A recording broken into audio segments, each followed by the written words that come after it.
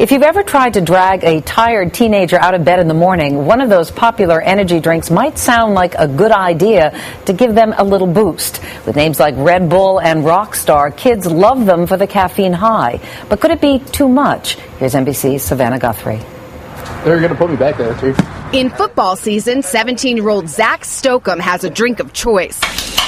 Monster, which he says gives him that little extra oomph in the morning. I'm a real heavy sleeper, so get up. I don't really want to move around in the morning, so I drink that. You get a little pickup before I go and practice, and it keeps me alert. Peanut butter and jelly or tuna? But you won't find energy drinks in his mother's refrigerator. Becky Stokeham worries about the effects of caffeine on her son. When I was growing up, any caffeinated drink was considered an adult beverage because you're growing.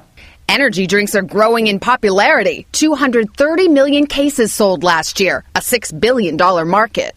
Energy drinks are extremely common with young people today. It's kind of remarkable, really, because they really were not introduced on the U.S. market until 1997, but now they've become ubiquitous. What gives energy drinks their punch? Caffeine. A 12-ounce can of cola has about 35 milligrams of caffeine. An 8-ounce can of Red Bull has 80. And 16-ounce cans of Monster, Rockstar, and Full Throttle have about 150. The energy drink companies point out that's far less caffeine than in a grande cup of Starbucks coffee, which has 330 milligrams. And they say their target market is young adults, not teenagers. Rockstar puts the amount of caffeine right on the label. Some think the FDA should require all companies to do that. It's important that the caffeine content be listed on the package label so parents can know how much caffeine their kids are consuming. In the meantime, moms like Becky Stokeham will be keeping a close eye. For Today, Savannah Guthrie, NBC News, Washington. So what is a parent to do? Tara Parker Pope writes the Well column and blog for the NewYorkTimes.com. Heidi Skolnick is a nutritionist with the Hospital for Special Surgery here in New York. Good morning to both of you. Good morning. Heidi, let's start by just clearing up misconceptions people have about energy drinks. Many people assume they're the same as a sports drink, but they're not. There's a real difference. Big distinction. Sports drinks like Gatorade are designed to provide hydration. So if you lose 32 ounces of sweat in an hour, you could have 32 ounces of Gatorade.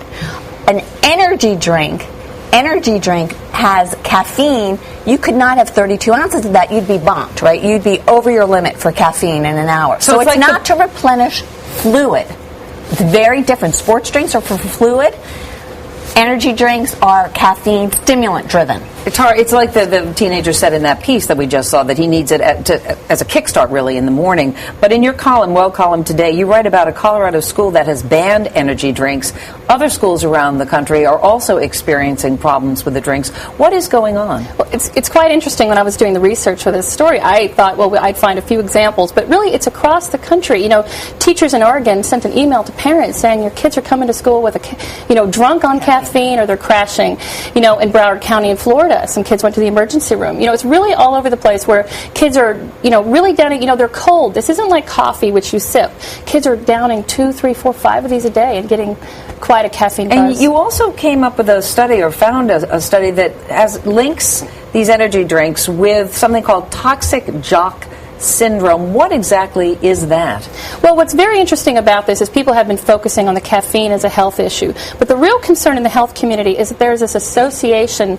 The kids who are drinking, are high consumers of these drinks, are exhibiting a lot of risky behavior. It might be a red flag for parents for this sort of, hyper-masculine jock attitude where they take a lot of risk and get into a lot of trouble. But do the drinks cause the behavior? They don't cause the behavior. There's an association. So if your child is really downing a lot of these drinks and attracted, it's a red flag for parents to take a look at their child, who they're spending time with, how they're spending their time on Friday nights.